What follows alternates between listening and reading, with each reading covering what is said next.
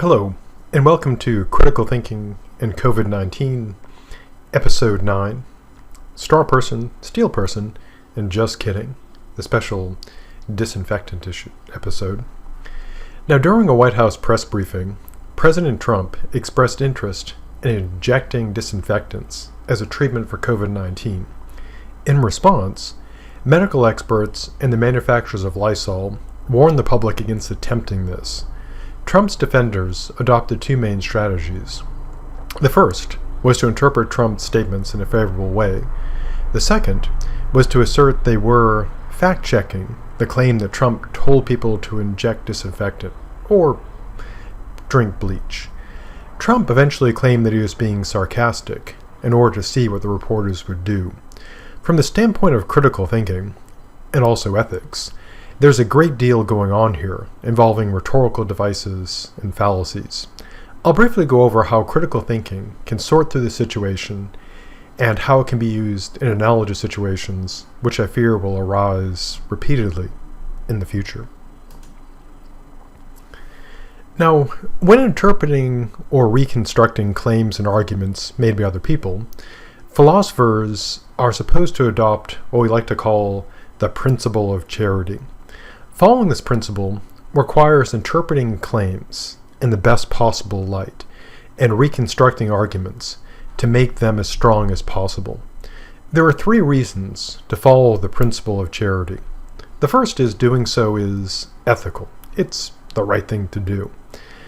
The second is that doing so avoids committing what is called the straw person fallacy, which we'll talk more about in just a bit. The third is this. If I'm going to criticize a person's claims or arguments, criticism of the best and strongest versions also takes care of the lesser versions. Now, the principle of charity must be tempered by the principle of plausibility. Claims must be interpreted and arguments reconstructed in a way that matches what is known about the source and in accord with the context. To use a silly example, reading quantum physics into the works of our good dead friend Plato would violate this principle. He wouldn't know about quantum physics. Now, getting back to injecting disinfectants, it's important to accurately present Trump's statements in context and to avoid making what could be called a straw person. The straw person is a fallacy committed when one simply ignores a person's actual claim or argument and substitutes a distorted, exaggerated, or misrepresented version of it. This sort of reasoning, using the term sarcastically, has a following pattern to get, philosophically formal.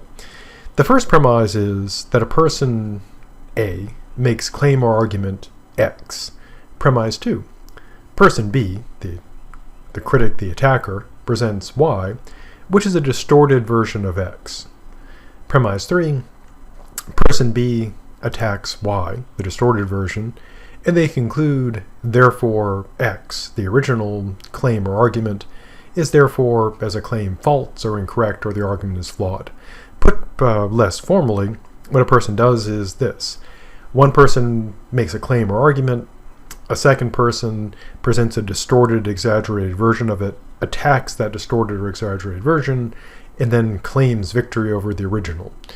Now, this sort of reasoning is fallacious, because, that is to say, it's bad logic, because attacking a distorted version of a claim or argument does not actually constitute a criticism of the claim or argument itself.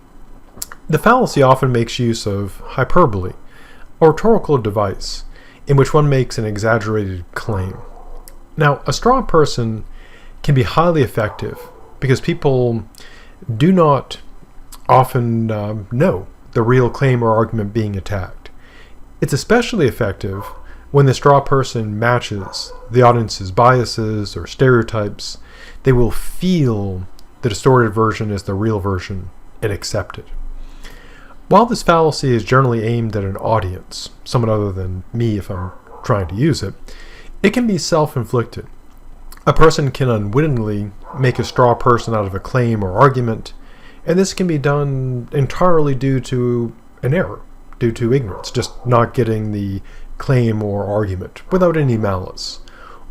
Or it can be done due to the influence of prejudices and biases.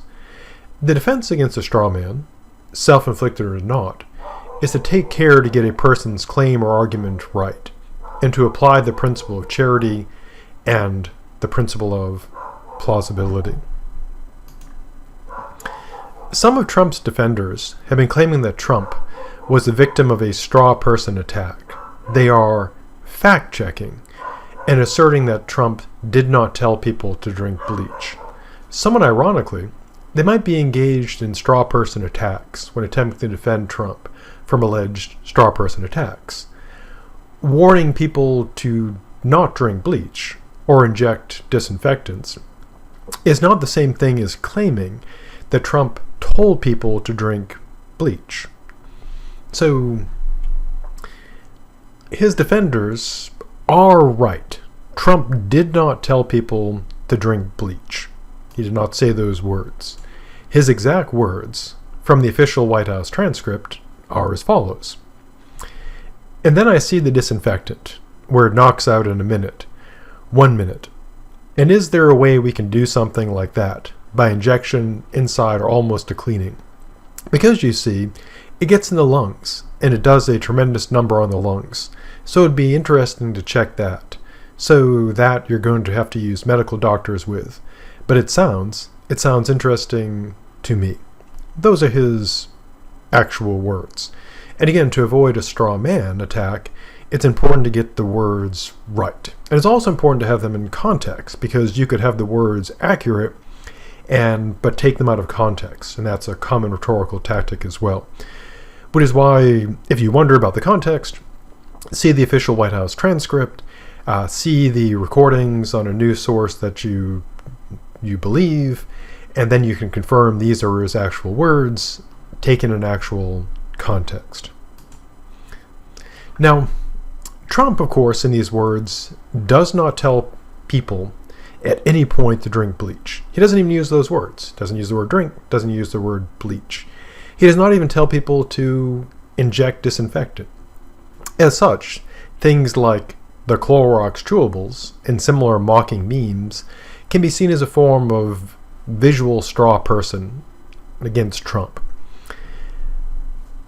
They can also be seen as a rhetorical device of mockery, where one mocks something to attack it. Now, to avoid committing the straw person fallacy, again, we need to use Trump's actual statements. So attacking him for advocating drinking bleach would be an error. He doesn't tell people to drink bleach. And again, he doesn't tell people directly to inject disinfectant. Now, somewhat ironically, Trump's actual statements are so terribly mistaken and dangerous that they actually sound like a straw person and a straw attack on somebody. But they are his actual words taken in full context. Now, while Trump does not directly tell people to inject disinfectants, he can be seen, perhaps unfairly, as engaging in a form of innuendo, a rhetorical technique in which something is suggested or implied without directly saying it. Anyone who understands the basics of how language and influence works would get that Trump's remarks about injecting disinfectant would cause some people to believe that this was a good idea, or at least lead them to think this was something worth considering. He is, after all, the President of the United States, speaking at a White House press briefing and claiming to be, in charge. And so it would be hardly surprising that people would think that what he's saying is worth considering. Now, there is some evidence in the forms of calls to New York City poison control centers, similar calls in Maryland and other states, that people did take him seriously.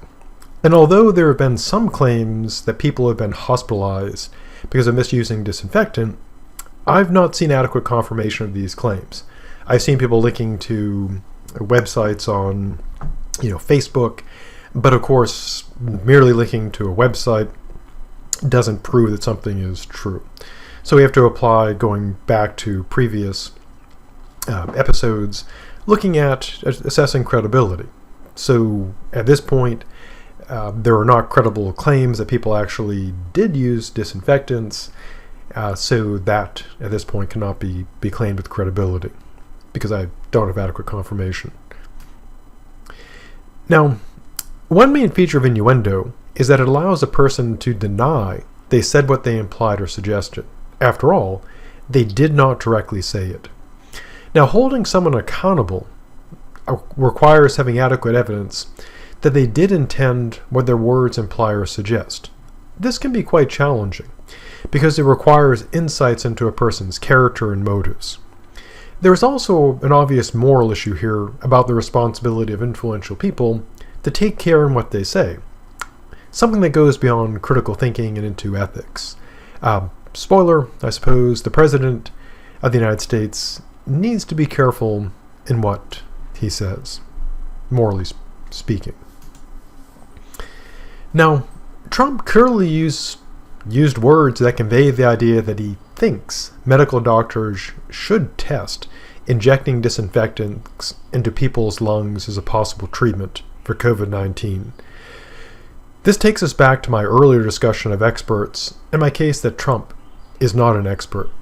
I should not have to say this, but injecting disinfectants into lungs would be extremely dangerous, something that almost everyone should know. Given Trump's well-established record of dangerous ignorance, interpreting his words as meaning what they clearly state does meet the conditions of the principle of charity and the principle of plausibilities. These are his exact words, in context, and with full consideration of the source. And again, no, he didn't tell people to drink bleach. He did not directly tell people to inject disinfectant. But as a president of the United States, he has considerable influence over people, and his remarks do suggest that it is a good idea looking into. And so, again, I shouldn't have to say this, don't drink bleach, don't inject disinfectants. And in terms of trusting Trump's expertise, that would be a serious mistake. Now, some of Trump's defenders have tried to use what I will call the steel person fallacy. The steel person fallacy involves ignoring a person's claim or argument and substituting a better one in its place, without justification. This sort of reasoning has the following pattern. Premise 1. Person A makes claim or argument X. Premise 2. Person B presents Y, which is a better version of X. Premise 3.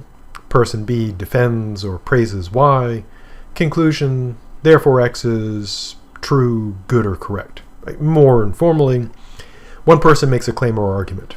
Another person presents a better version of it.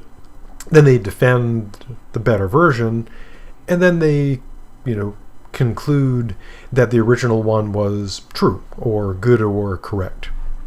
Now, this sort of reasoning is fallacious, because presenting and defending a better version of a claim or argument does not show the actual version is good. A steel person fallacy can be highly effective, because people often do not know the real claim or argument being defended. The fallacy is especially effective when the steel person matches the audience's positive biases or stereotypes. They will feel that the improved version is the real version and accept it. Now, the difference between applying the principle of charity and committing a steel person fallacy lies mainly in the intention. The principle of charity is aimed at being fair, getting the person's view correct. The steel person fallacy is aimed at making a person's claim or argument appear much better than it really is, and so is often an attempt at deceit. While this fallacy is generally aimed at an audience, it can also be self-inflicted. A person can unwittingly make a steel person out of a claim or argument. This can be done entirely in error, again, perhaps due to ignorance, like with a straw person, or due to the influence of positive biases, as we want to see people we agree with or like in a positive light, and try to look at their claims in the best way possible. The defense against a steel man, a self-inflicted one or not, is to take care to get a person's claim or argument right, and to apply the principle of plausibility. In the case of Trump, he is clearly expressing interest in injecting disinfectants into the human body. Some of his defenders have created a steelman version of his claims, contending that what he was really doing was presenting new information about using light, heat, and disinfectant to kill the virus. Now, to conclude that Trump was right because of this unjustified, better version of his statements would be a mistake in logic. While apparently light, heat, and disinfectant can probably destroy the virus, Trump's claims, taken in full context, his exact words, are clearly about injecting disinfectants into the human body, which, while not telling people to drink bleach, or even to actually do this, is a dangerously wrong claim. Now, Trump himself undermined his own defenders by trying to defend himself in the following way. Again, giving his words, he said, and this is quoting Trump, "I was asking a question sarcastically to reporters like you just to see what would happen." If this is true, his defenders' claims that he was not talking about injecting disinfectant would be false. He cannot both be saying something that seems dangerously crazy to troll the press and be making a true and rational claim about cleaning surfaces. He seems to be attempting to use a rhetorical device that's often very popular with the right and the alt-right, although anyone can use this. Rhetorical devices are equal opportunity tools. They're just like any tool, anybody can use them. This method could be called the just kidding method or technique, and it can be put in the meme terms for the lulz, which I'm probably mispronouncing. Perhaps not. Now, one version of the just kidding tactic occurs when a person says something that is racist, bigoted, sexist, or otherwise awful, and they don't get the response they were hoping for, a positive response. Or they're called out and actually someone tries to hold them accountable for what they said. The person's defense, using the term sarcastically, is that they did not really mean what they said. They were just kidding. As a rhetorical technique, it is an evasive maneuver to avoid accountability, trying to dodge it. Now, the defense against this tactic is to assess whether the person was plausibly kidding or not. That is, did they intend to be funny without malicious intent and fail badly? Something we've probably all done. Something sounds pretty funny, and then you say it and you're like, oh God, that was terrible. As soon as it comes out of your mouth, you realize that, ugh. And this can happen honestly to people, where you all make, stupid mistakes, especially when we're trying to be funny. Or is the person trying to weasel out of accountability for meaning what they said? This can be difficult to sort out, since you need to have some insight into the person's motives, their character, the context, etc. And if it's just somebody, some rando on a message board or Facebook, then they can plausibly say, oh, I was just kidding, my bad. Now, another version of the just kidding tactic is somewhat similar to the I meant to do that tactic. When someone does something embarrassing or stupid, they'll sometimes try to reduce their embarrassment or humiliation by claiming they intend to do that they meant to do that. In Trump's injection case, he is claiming that he intended to say what he said and that he was being sarcastic. That's, he meant to do it, but was just kidding. Now, if Trump was just kidding, he thought it was a good idea to troll the media during a pandemic, which is a matter of ethics rather than critical thinking. Spoiler, wrong thing to do. If he was not kidding, then he was attempting to avoid accountability for his claims, which is the whole point of this tactic. The defense against this tactic is to assess whether the person was plausibly kidding or being sarcastic or not. That is, did they really mean to do it, but what they meant to do was just kidding. This requires having some insight, again, into the person's character, motives, and considering the context. In the case of Trump, the video clearly shows him addressing his remarks to the experts rather than to the press. And he seems completely serious. There's also the fact that the president engaged in a briefing on a pandemic should be serious rather than sarcastic. As such, he does not seem to be kidding or being sarcastic.